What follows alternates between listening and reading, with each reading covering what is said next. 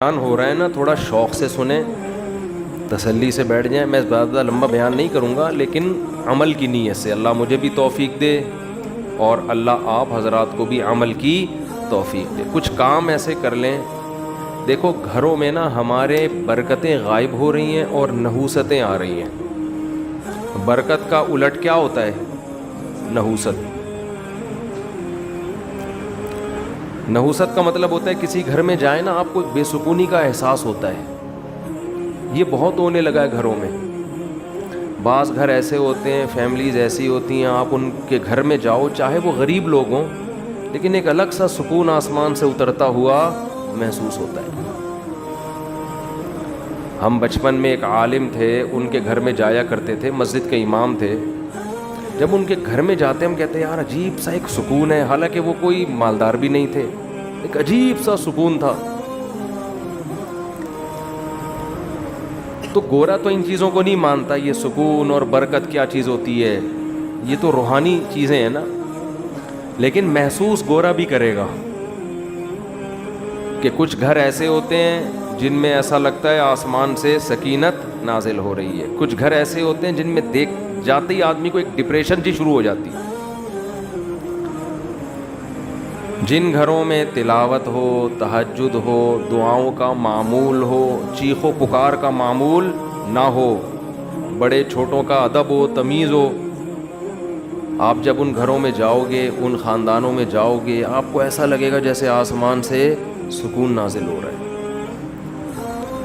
جن گھروں میں ہر وقت موبائل چلتا ہے، ٹی وی کے پروگرام چلتے ہیں، گھر میں تلاوت نماز کے معمولات نہیں ہیں، میں آپ کو قسم اٹھا کے کہہ سکتا ہوں آپ ان گھروں میں جاؤ گے آپ کو ایک وحشت معلوم ہوگی، بے سکونی ہوگی. آپ دیکھو کچھ چیزیں لگتا ہے کہ انٹرٹینمنٹ کی ہیں، کچھ چیزیں ایسا لگتا ہے کہ یہ کیا ہیں، انٹرٹین کرتی ہیں، لیکن حقیقت میں وہ انٹرٹین نہیں کرتی، آپ کی انٹرٹینمنٹ کی ایسی کی تیسی کرتی ہیں. اور کچھ چیزیں ایسا لگتا ہے یہ ٹینشن کی ہیں. نماز تلاوت کا معمول گھر میں، تہجد کا، دعاؤں کا، تسبیحات کا معمول، لگتا ہے یہ چیزیں زندگی کو بورنگ بنا رہی ہیں.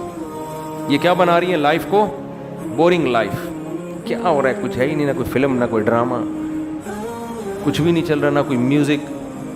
تو لگتا ہے کہ یہ چیزیں بورنگ بنا رہی ہیں، لیکن حقیقت میں وہ لائف کو مزیدار بنا رہی ہوتی ہیں، مزیدار بنا رہی ہوتی ہیں لائف.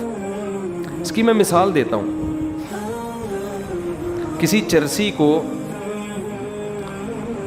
چرسی کو آپ نے منع کیا کہ یہ چرس تو کیوں پیتا ہے، یا ہیروئن چی کو آپ نے کہا یہ ہیروئن تو کیوں پیتا ہے. بتاؤ ہیروئن چی سکون میں ہوتے ہیں یا ٹینشن میں؟ ان کی شکل جو ہوتی ہے ٹینشن والی ہوتی ہے یا سکون والی؟ ٹینشن ہے، عجیب سے بکھرے ہوئے بال، عجیب. آدمی کہتا ہے اللہ کی پناہ، اللہ نے مجھے ایسا نہیں بنایا. اور ہر تھوڑی دیر کے بعد کانپنا شروع کر دے گا، اس کو ہیروئن چاہیے. زندگی برباد، بے سکون. اب آپ نے ہیروئن چی کو کہا یار تیری شکل سے لگتا ہے کہ تو ہیروئن چی ہے، یعنی بے سکون ہے، تیری طبیعت میں سکون نہیں ہے. کیا حال بنایا ہوا ہے جی، مصیبت. تو یہ ہیروئن تو چھوڑ دے. اب وہ جواب میں دلیل دے گا مجھے سکون کس سے ملتا ہے؟ ہیروئن سے. میری انٹرٹینمنٹ کس چیز سے ہے؟ ہیروئن سے. تو آپ عقل مند ہوگے تو اس کی دلیل کا کیا جواب دو گے؟ ارے بے وقوف، یہ تجھے سکون اس سے اس لیے مل رہا ہے کہ تو نے اپنے آپ کو اس کی لت ڈال دی ہے. تو اگر اس کا عادی نہ ہوتا، اس چیز میں نہ پڑتا، تو اسے جو سکون تجھے چاہیے نا ٹینشن کے بعد، تو ٹینشن ہی نہیں ہوتی، تو سکون کی تجھے ضرورت نہیں ہوتی. سکون کی ضرورت اس کو ہوتی ہے نا جو ٹینشن میں ہوتا ہے. تو آپ اسے کہیں گے کہ یہ تو تو خود ٹینشن اپنے لیے پیدا کی تو نے. اب تجھے ہیروئن نہیں ملتی تو تجھے سکون کے لیے کیا چاہیے؟ ہیروئن چاہیے. تو اگر تو عادت نہ ڈالتا تو تجھے ٹینشن پیدا ہی نہیں ہوتی، اور اس ٹینشن کو دور کرنے کے لیے تجھے نشے کی ضرورت پڑتی نہیں ہے. تو جو لوگ اپنے آپ کو موسیقی کار وقت ویڈیو گیم پب جی موبائل ڈرامے فلمیں یہ چرسی ہیں حقیقت میں. ان کو ٹینشن ہوگی, اس ٹینشن کو دور کرنے کے لیے ان کو گانا سننا پڑے گا. تو یہ ٹینشن میں جلدی جانے لگتے ہیں, پھر اس سے نکلنا پڑتا ہے ان کو. لیکن یہ نکلتے ہیں مستقل بیسس پہ نہیں ہے کہ ایک دفعہ ہو گیا تو اب نکل گئے. نہ بار بار بار بار بار بار. میں اکثر ایک بات بیان کرتا ہوں, ایک واقعہ بیان کرتا ہوں. ہمارے ایک دوست جرمنی کے جو میرے شاگرد بھی ہیں کہتے ہیں کہ پنجاب کی کسی شادی کی ویڈیو میں نے کسی گورے کو دکھائی کہ اس میں فیملی والے شادی میں ناچ رہے ہیں. بٹن تو نہیں بند ہو گیا تھا بھائی کی شکر. وہ شادی میں کیا کر رہے ہیں, ناچ رہے ہیں, بڑا انجوائے کر رہے ہیں نا, دھمال چل رہا ہے جیسے ہوتا ہے شادیوں میں. کہہ رہے میں نے کسی گورے کو یہ دکھائی کہ یہ دیکھو ہمارے پاکستانی کیسے لائف کو انجوائے کر رہے ہیں.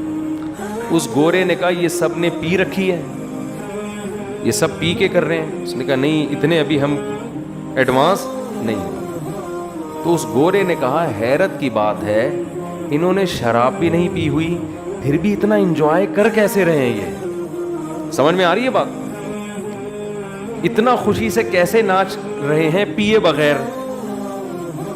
اس گورے کو یہ سمجھ میں نہیں آ رہا تھا کہ کوئی پیے بغیر بھی اتنا خوش ہو سکتا ہے کہ ناچنا شروع کر دے. میں نے اس لڑکے سے کہا کہ دوبارہ اس گورے سے ملاقات ہو تو اس کو بتانا کہ آپ کو اس پہ تعجب ہو رہا ہے کہ یہ پیے بغیر ناچ کیسے رہے ہیں اور خوشی کیسے منا رہے ہیں. آپ کا بتانا کہ ہمارے ہاں ایک ایسی قوم ہے جو ناچے بغیر بھی خوش ہوتی ہے. اس کو خوش ہونے کے لیے پینا تو کیا ناچنے کی بھی ضرورت نہیں ہے. نہیں آ رہی بات میرا خیال. گورا اس پہ کہہ رہے پیے بغیر ناچ رہے ہیں کیونکہ اس کا تو وہ عجیب ہی چیز بن چکا ہے نا وہ. میں نے کہا ہمارے ہاں ایک بہت بڑی قوم ایسی ہے جن کو مولوی ٹائپ کی چیزیں کہا جاتا ہے. بعض تو مولوی کہلاتے ہیں, بعض مولوی تو نہیں لیکن مولوی ٹائپ کے. کوئی ذرا نمازی پرہیزگار بن جائے تو لوگ کیا کہتے ہیں مولانا ٹائپ کا بن گیا ہے بھائی. یہ کیا بن گیا ہے مولانا ٹائپ کا. تو میں نے کہا ایسے ٹائپ کے لوگ بھی ہیں جنہیں خوش رہنے کے لیے شادیوں میں ناچنے کی بھی ضرورت نہیں ہے. وہ ویسے ہی خوش ہوتے ہیں, وہ ویسے ہی خوش ہوتے ہیں. بس ان کی نیند پوری ہو جائے تو خوش ہے وہ, ٹھیک ہے نا. ان کی بھوک ختم ہو جائے, ان کو سر چھپانے کی جگہ مل جائے, بیسک بنیادی ضرورتیں ان کی پوری ہو جائیں تو وہ خوش ہیں. ضرورت ہی نہیں ہے. یہ مصنوعی خوشیاں ہیں جن کے پیچھے آپ بھاگ رہے ہو.